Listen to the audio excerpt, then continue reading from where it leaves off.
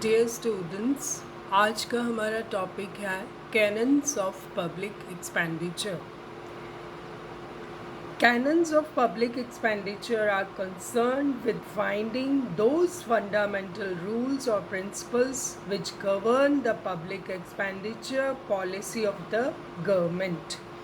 ये कुछ ऐसे नियम हैं जो फिनले शिराज या डाल्टन ने दिए हैं.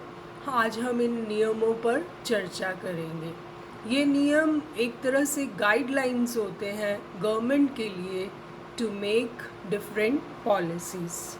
सबसे पहला जो नियम है वो है canon of benefit.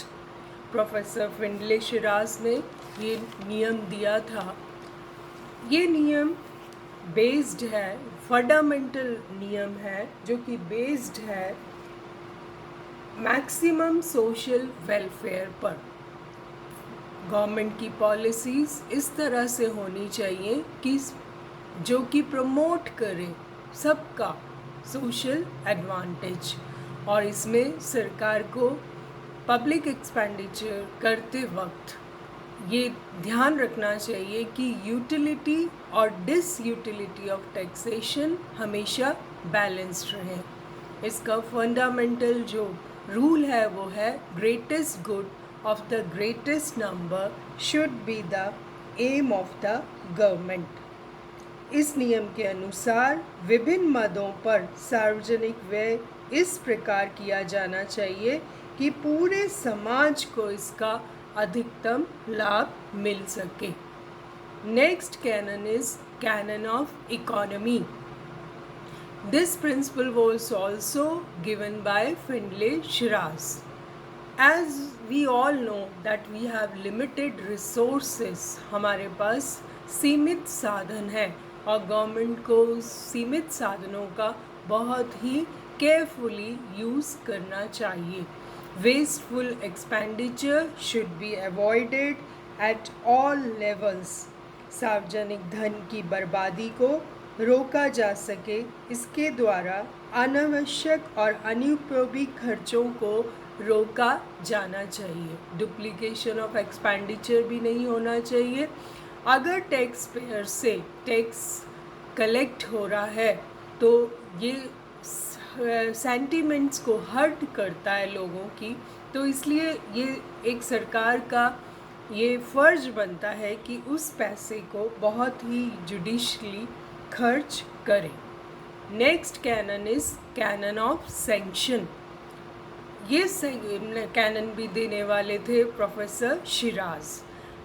Professor Shiraz is of the view that no public expenditure should be incurred without proper authority sanction. इस नियम के अनुसार किसी भी अधिकारी की स्वीकृति के बिना ये खर्च नहीं किया जाना चाहिए. ये इससे क्या होगा कि एक तो रेकलेस एक्सपेंडिचर नहीं होगा, अनवाइज एक्सपेंडिचर नहीं होगा, दुरुपयोग नहीं होगा, उसका अनुचित आवंटन नहीं होगा. He also suggested that public account should be properly audited at the end of every financial year. Audit होनी चाहिए और इन पब्लिक अकाउंट्स का लेखा जोखा ट्रांसपेरेंसी के साथ सबके लिए अवेलेबल होना चाहिए. Next canon is canon of surplus. Canon of surplus क्या कहता है? Though it is a orthodox principle of public expenditure. Orthodox हम इसे क्यों कहते हैं? क्योंकि आजकल की गवर्नमेंट्स डेफिसिट बजट बनाने में विश्वास करती हैं, जबकि कैनन ऑफ सरप्लस कहता है कि the government should avoid deficit budget.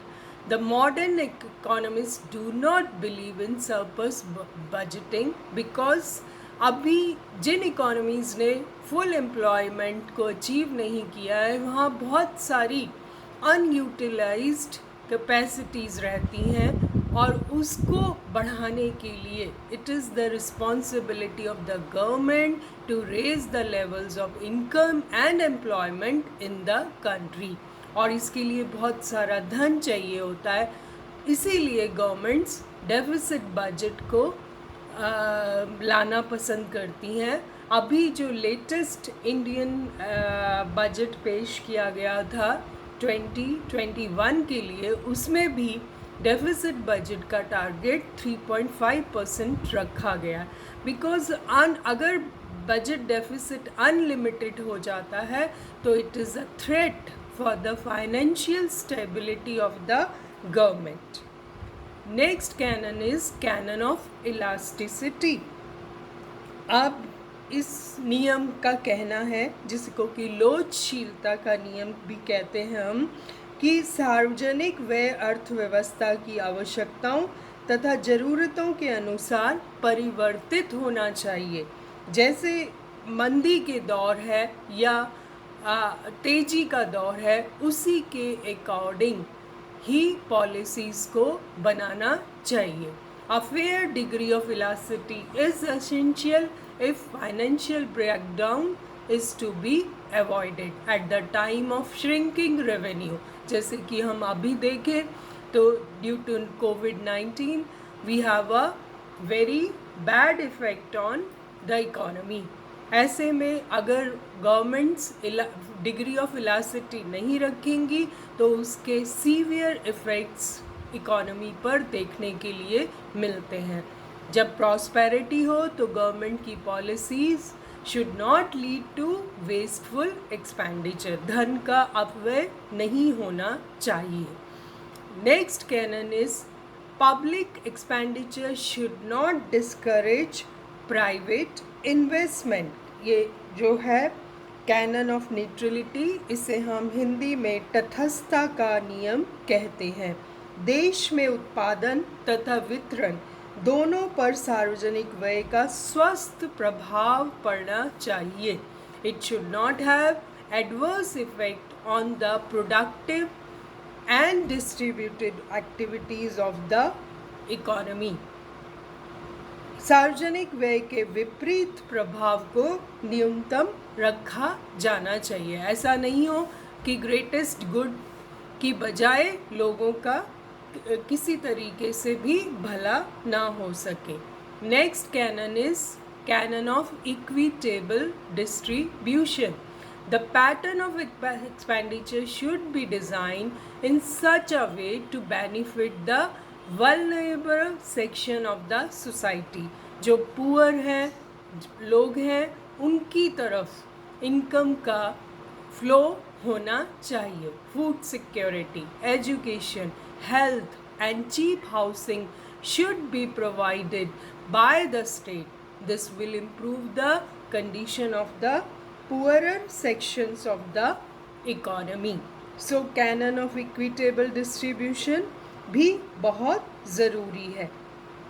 गरीब लोगों का अधिकतम लाभ मिले, इसके लिए मुफ्त शिक्षा, चिकित्सा सुविधाएं, वृद्धावस्था पेंशन, आवास आदि की फैसिलिटीज़ गवर्नमेंट को पुअरर सेक्शन को प्रोवाइड करनी चाहिए। जैसा कि हम आजकल देख भी रहे हैं कि गवर्नमेंट बहुत कीन है कि इस सेक्शन को कोई भी तकलीफ ना आए।